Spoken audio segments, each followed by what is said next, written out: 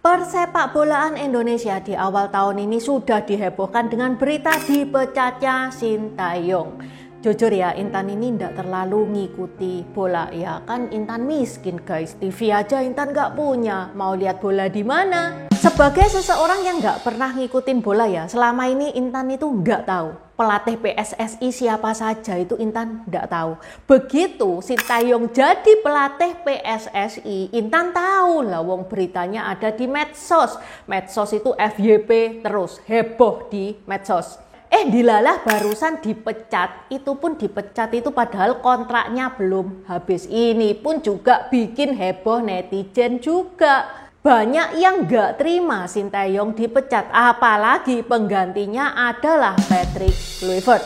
Patrick Kluivert ini guys, ke Indo saja belum sudah dirujak sama netizen. Pokoknya intinya nyuruh supaya Patrick Kluivert ini out.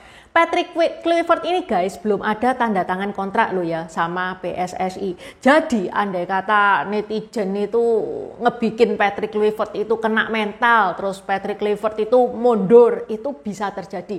Jadi kalian jangan nemen-nemen pokok sama Patrick Kluivert. Toh yo sekarang kasusnya Sintayong itu sudah pasti dipecat. Lah kalau nggak ada pelatih PSSI gimana coba nasibnya? Oke, di video ini tak kasih tahu siapa itu Sintayong, kenapa masyarakat itu begitu cinta sama dia, prestasinya itu apa, dan kenapa Patrick Kluivert ini belum apa-apa sudah dirujak sama netizen.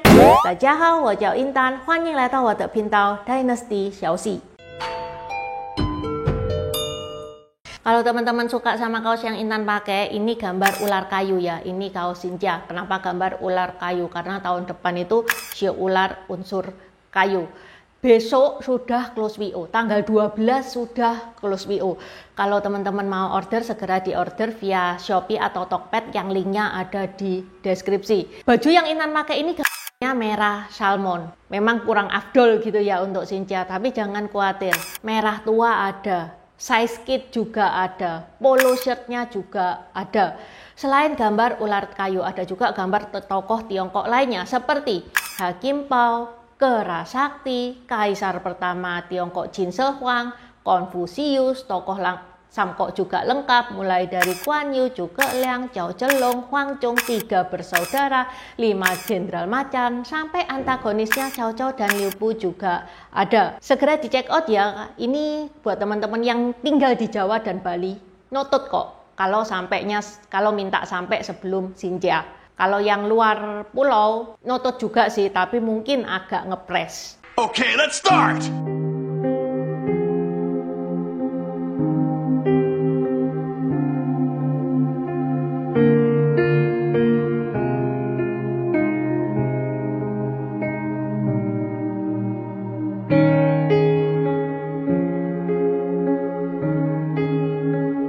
Sintayong ini kelahiran 11 Oktober 1970. Dia itu pelatih sepak bola asal Korea Selatan dan mantan pemain bola profesional. Pada tahun 2017, Sintayong itu menjadi pelatih timnas Korea. Tahun 2018 saat Piala Dunia, Korea Selatan berhasil mengalahkan Jerman, yang mana pada saat itu ya Jerman itu padahal pemenang Piala Dunia di Piala Dunia sebelumnya, di Piala Dunia 2014 itu pemenangnya itu Jerman. Di 2018 dia kalah sama Korea Selatan.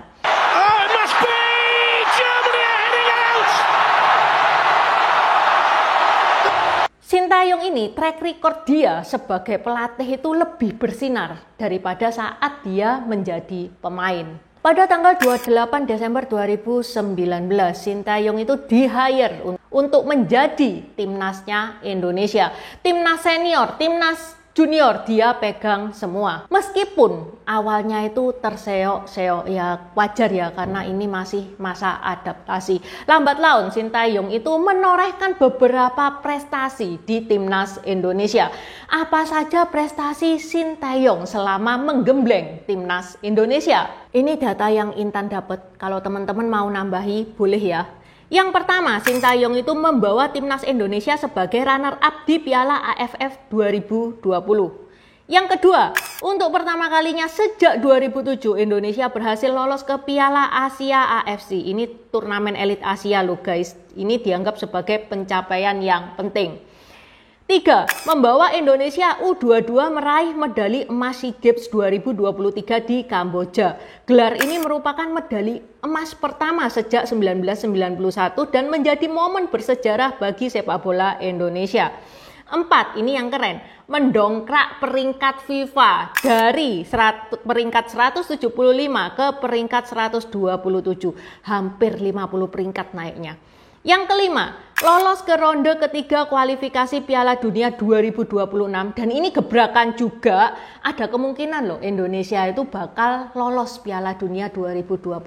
Semoga, karena ini kualifikasi Piala Dunia masih berlangsung sampai sekarang. Dengan sederet prestasinya timnas, Sintayong ini semakin dicintai oleh masyarakat.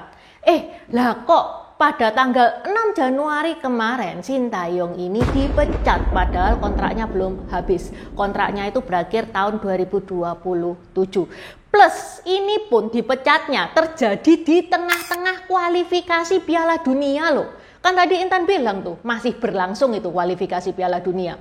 Maret nanti timnas Indonesia itu ada jadwal tanding di kualifikasi Piala Dunia. Ada kesempatan Indonesia itu lolos Piala Dunia. Lah kalau dipecat, apa bisa timnas Indonesia itu beradaptasi secepat itu dengan pelatih yang baru?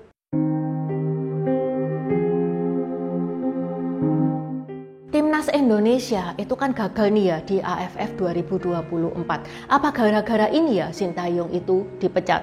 Menurut PSSI dan Erick Thohir, keputusan untuk memecat Sintayong ini itu bukan keputusan yang mendadak. Itu mereka sebenarnya sudah pengen mecat itu sejak bulan Oktober pada saat Indonesia kalah sama China 2-1 di kualifikasi Piala Dunia 2026 zona Asia. Pada saat itu terjadi konflik internal antara pemain dan pelatih. Erick Thohir itu nggak ngasih tahu ya konflik internal itu kayak gimana. Yang ngasih tahu itu Bung Harpa. Nanti tak kasih tahu juga di video ini. Menurut Bung Harpa itu konfliknya itu kayak apa? Pokoknya dari konflik itu Indonesia kalah 2-1 dari China dan inilah titik awal keputusan untuk memecat Sintayong itu berasal dari sini. Lah kenapa kalau kejadiannya bulan Oktober baru dipecatnya itu Januari? Menurut konferensi pers yang diomongkan sama Erick Thohir, Intan sebenarnya agak pusing ya sama bahasanya Erick Thohir yang terlalu diplomatis. Pokok kasarannya itu kayak gini, kalau Sintayong itu dipecat pada waktu itu, pada bulan Oktober, Pak, itu waktunya itu tidak tepat. Karena pas itu jadwalnya timnas itu padat. Nah, tanggal 6 kemarin itu waktu yang tepat. Waktu yang tepat gimana? Lah wong di tengah-tengah kualifikasi Piala Dunia kok. Soalnya pertandingan berikutnya itu masih 2,5 bulan lagi. Yang mana itu dirasa ya itu cukup ya untuk adaptasi antara pemain dan pelatih. Pak Erick Thohir juga bilang bahwa pemain dan pelatih itu butuh kekompakan. Kekompakan ya guys ya, tak garis bawahi kekompakan.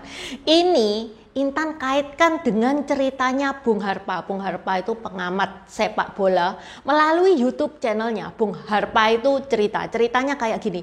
Pada 10 Oktober kemarin pas Indonesia lawan Bahrain, itu Indonesia menahan Bahrain itu imbang 2-2. Pemain itu mau ngajak diskusi sama Sintayong di ruang ganti pemain tapi gagal. Imbasnya apa? Imbasnya Sintayong itu melakukan perombakan drastis dalam susunan pemain timnas di next pertandingan. Pemain timnas di pertandingan berikutnya. Pada saat melawan China tanggal 15 Oktober dan dirasa susunan timnasnya ini kok kontroversial. Sejumlah pemain kunci seperti Tom Haye dan Sandy Walsh dicadangkan. Sementara Eliano Regners itu tidak dimasukkan dalam skuad. Posisi kapten J. Itses itu diganti sama Asnawi yang mana sebelumnya Asnawi itu cuman pemain cadangan. Hasilnya apa? Yaitu Indonesia kalah 1-2 dari China. Ditambah lagi pertandingan berikutnya Indonesia kalah dari Jepang. Tapi kalau kalah dari Jepang yo wajar kan ya, Jepang kan bagus banget itu sepak bolanya. Ya wis, pokoknya dari hasil ini rangkumannya itu perlu untuk merubah pelatih. Nah, siapa tuh pelatih penggantinya? Patrick Kluivert.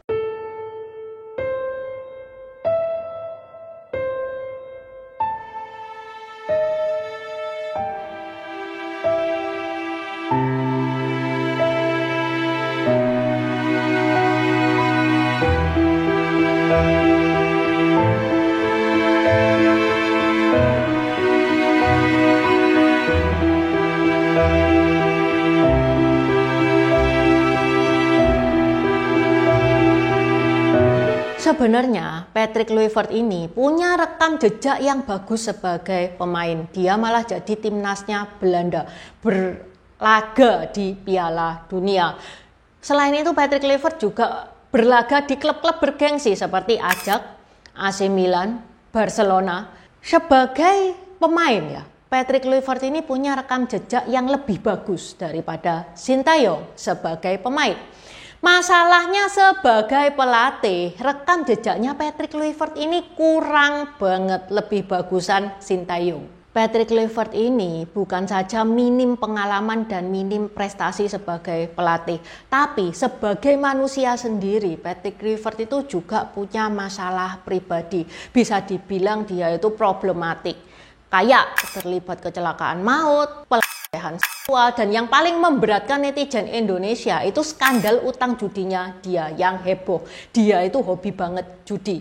Sampai ada netizen itu yang ngawur, bilang katanya Indonesia mau membasmi judol, lah kok sekarang malah ngedatengin brand ambasadornya judol. Sejak kapan Patrick Kluivert itu jadi brand ambasadornya judol? Intinya netizen itu ngamuk penggantinya kok dia. Pelatih Belanda itu banyak yang bagus, banyak yang nganggur, kok yang dipilih ya si Kluivert ini. Buat seseorang yang nol potol di dunia sepak bola, Intan tidak terlalu berani komentar ya masalah bola ini apa, karena Intan nggak tahu bola di belakang layar itu kayak gimana. Tapi Intan yakin PSSI dan Pak Erik itu juga pasti sama kayak kita, pengen melihat Indonesia itu berlaga di Piala Dunia tahun 2026. Fix Intan bakal beli TV kalau Indonesia bisa masuk Piala Dunia 2026. Jadi guys ya, kita dukung aja keputusan Pak Erik sama PSSI, karena kita yakin lah mereka juga kepingin yang terbaik untuk timnasnya Indonesia. Kita ini nggak tahu apa-apa, pokok kita tahunya itu nonton Indonesia menang terus, ya kan? Dia yang lebih tahu masalahnya PSSI kayak gimana, dia yang lebih memahami, ya sudah. Kita dukung aja keputusan mereka karena dia lebih tahu daripada kita. Oke, sampai di sini dulu bahasan Intan hari ini. Buat subscriber baru, selamat datang. Terima kasih sudah menonton videonya Intan sampai habis. Intan sarankan buat teman-teman yang baru bergabung untuk nonton videonya Intan tentang pergantian dari dynasty ke dynasty. Ini nih videonya. Di deskripsi juga sudah Intan taruh, karena di video pergantian dynasty itu adalah basic dari semua videonya Intan. Itu yang pertama. Yang kedua, video pergantian dari dynasty ke dynasty ini bakal sangat membantu teman-teman. Kalau misalkan teman-teman itu nonton film-film Tiongkok yang kuno-kuno itu bakal sangat membantu banget. Karena film-film Tiongkok itu nggak menceritakan secara jelas background kayak gimana. Terima kasih udah nonton channel ini sampai habis. Dukung aku terus berkarya dengan klik subscribe dan bunyikan lonceng di bawah ya guys.